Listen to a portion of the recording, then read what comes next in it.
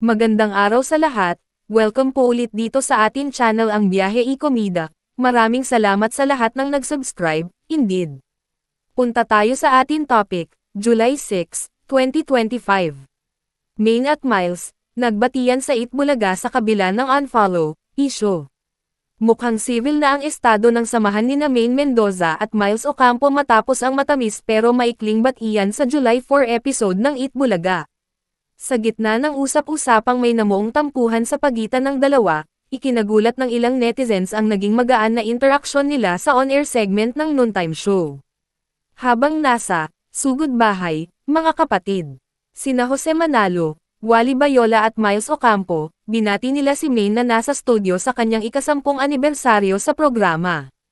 Happy anniversary ate, sabi ni Miles kay Maine, na sinuklian naman ng aktres ng, salamat, mga friends, Kuya, Miles, sabay finger heart gesture.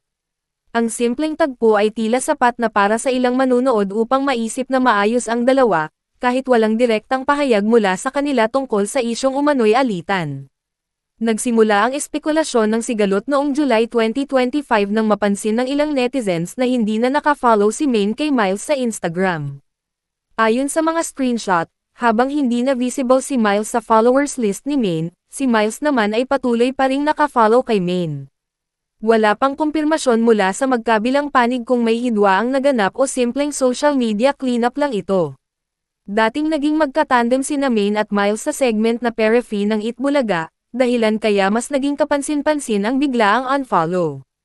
Ngunit ang naging interaction nila kamakailan ay nagpapahiwatig ng pagiging profesional at magaan na working relationship, kahit pa may alingas-ngas sa likod ng kamera. Binalikan ni Maine Mendoza ang kanyang dekadang karera sa Itbulaga sa isang mahabang post sa social media.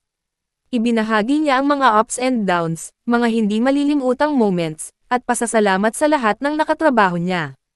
Ang post ay umani ng suporta mula sa fans na patuloy na sumusubaybay sa kanyang karera.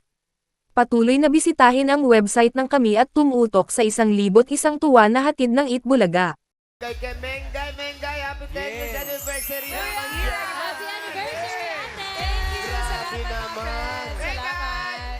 Thank you, Kuya Miles. Yung apron mo, naging damit na talaga. Bumaba siya, di ba? Umaba na. Ano ba naman yan? Congrats, Mengay! Congrats, ate! Salamat, salamat. 10 taon, siyempre. Haba yan. Salamat mga friends. Sa tagal Thank you, ba naman, salamat. boy? Bago sa latest. Lea Beldia! Leia, anong latest ngayon? Sino nag-away? Ano na? Naku talaga sasabihin. Wala. Ni May. Ang ganda talaga. Ang Siyempre, ganda. oo.